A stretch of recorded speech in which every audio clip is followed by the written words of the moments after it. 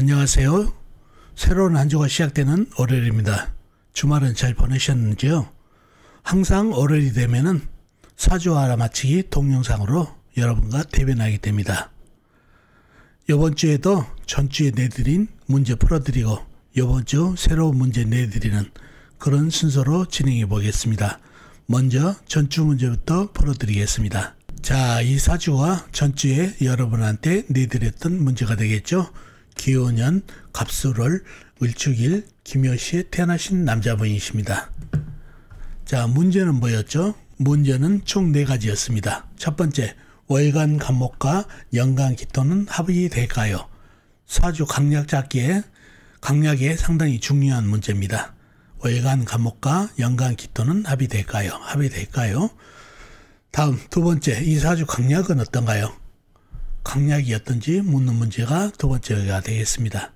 세 번째 문제는 이 사주 천은 어떤 철을 조심해야 되나요?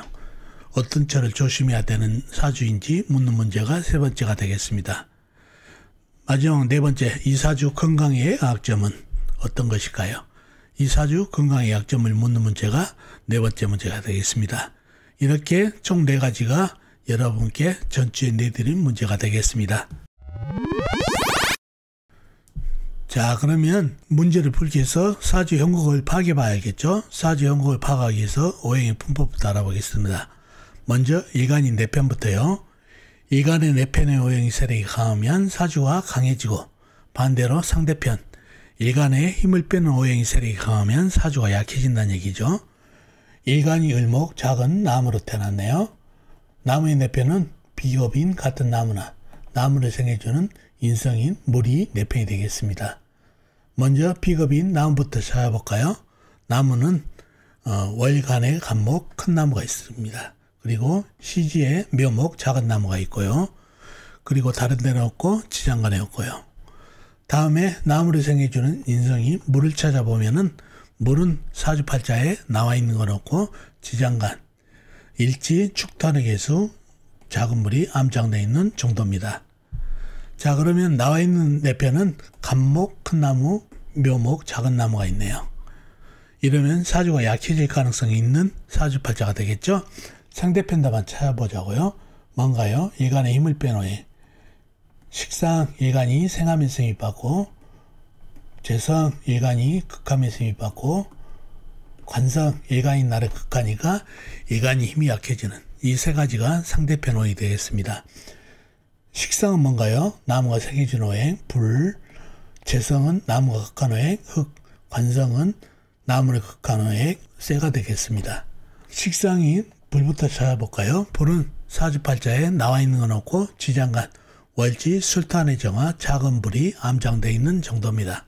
다음에 재성인 흙을 찾아보자고요. 흙은 연간의 기토, 작은 흙, 월지의 술토, 큰 흙, 일지의 축토, 시간의 기토, 작은 흙이 있습니다. 그리고 다른 데는 없고 지장간에 없고요. 다음에 관성인 쇠를 찾아보면은 쇠는 연지에 유금, 작은 쇠가 있습니다. 그리고 다른 데는 없고 지장간, 월지, 술토안의 신금, 작은 쇠, 일지, 축토안의 신금, 작은 쇠가 암장되어 있습니다. 자, 나와 있는 상대편은 기토, 축토, 기토, 작은 흙, 술토, 큰 흙까지, 그리고 유금, 작은 쇠가 있어서 내편이라고는 간목과 묘목뿐이라 사주가 약해졌네요. 사주가 약해졌고, 특히 월간에 있는 간목 큰 나무가 나무를 좀 제압해 주니까 그렇게 많이 약하지 않은 사주가 됐네요. 자, 1번 문제부터 풀어볼까요? 갑기합이 보입니다. 갑기합도가 이루어지면 사주가 많이 약해지죠. 그래서 사주 강약을 물어보고 갑기합토를 물어봤습니다. 문제로 과연 갑기합토가 이루어지게 되면 흙이 너무 많아지고 재다신약이 되겠죠. 이루어질까요? 기토가 간목을 꼬드기면 갑기합토를 할까요? 첫째, 간목 입장에서 한번 보자고요. 기토는 어차피 갑기합토를 되면 해도 그만 안 해도 그만이겠죠.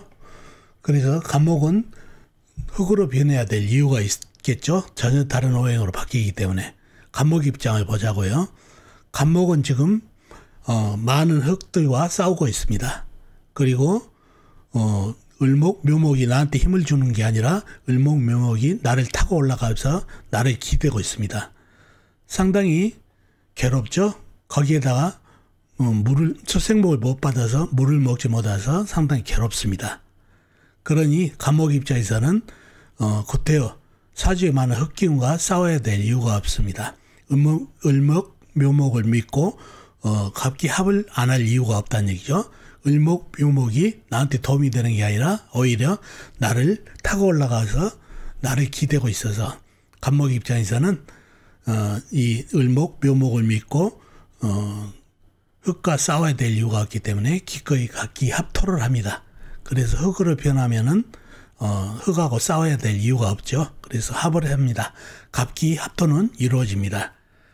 을목, 묘목을 믿고 안 하는 게 아니라 을목, 묘목이 나를 타고 올라가서 나를 기대고 있어서 귀찮고 흑하고 싸워야 될 이유가 없고 물을 못 먹고 있기 때문에 간목은 기꺼이 흑으로 변합니다.